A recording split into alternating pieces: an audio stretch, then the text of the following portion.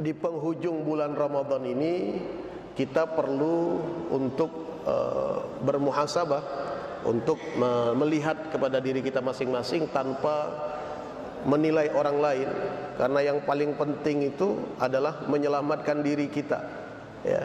Kita nilai diri kita untuk kemudian kita evaluasi, kita perbaiki, sehingga dengan ini kita selamat di dunia dan akhirat. Terhadap saudara-saudara kita yang lain tidak perlu kemudian kita menvonis, tidak perlu kemudian kita menyalahkan. Toh yang berbahaya itu bukan dosa mereka.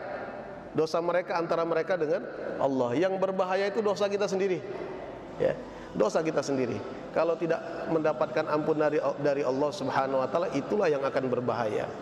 Nah, karena itu di penghujung bulan Ramadan ini kita sama-sama melihat sampai sejauh mana pengaruh puasa yang sudah kita tunaikan sepanjang bulan Ramadan ini, ya.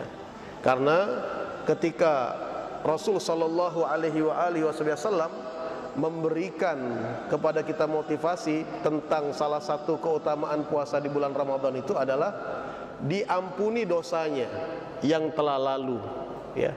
Diampuni, tidak tanggung-tanggung, diampuni dosanya, subhanallah. Tapi syaratnya di depan disebutkan bukan hanya sekedar puasa saja. Rasul sallallahu alaihi wasallam tidak menyatakan barang siapa yang berpuasa di bulan suci Ramadan Allah ampuni dosa yang telah lalu, tidak. Tapi Rasulullah garis bawahi imanan wahtisaban, ya. Apa artinya imanan wahtisaban? Kita puasa melibatkan hati. Artinya di mana iman itu? Iman itu kan ada di hati kita.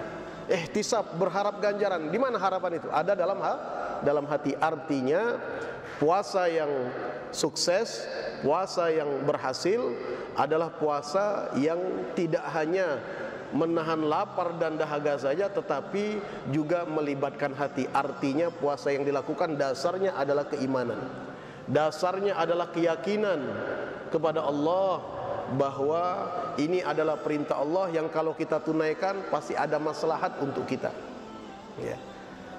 Karena kalau tidak, ya, beliau menyatakan dalam hadis yang lain, kam min shaimin laisa lahu min siyamihi illal ju' wal atash. Kalau dia puasa hanya fisiknya saja tanpa melibatkan hati, ya, bagaimana puasa yang fisik saja itu? Ya tidak makan, tidak minum. Maka konsekuensinya orang kalau tidak makan dia lapar, ya. Kalau dia tidak minum dia akan kehausan, ya. Tapi dia tidak libatkan hatinya. Hati yang bertakwa, hati yang bersih, hati yang jernih, ya, yang menjaga dia dari perbuatan-perbuatan yang dilarang oleh Allah. Tidak dia libatkan itu, sehingga matanya bebas secara liar melihat apa saja yang dia inginkan, tidak peduli halal dan haram. Telinganya pun juga demikian, ya. Kemudian juga lisannya pun juga demikian. Maka yang seperti ini, naudzubillah min dzalik, laisa lahu min siyamihi illal ju' wal atash.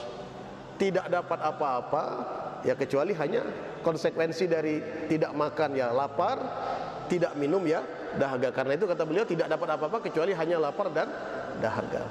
Nah, kenapa ini bisa terjadi? Karena tidak menyertakan, tidak melibatkan, tidak menyentuh hati.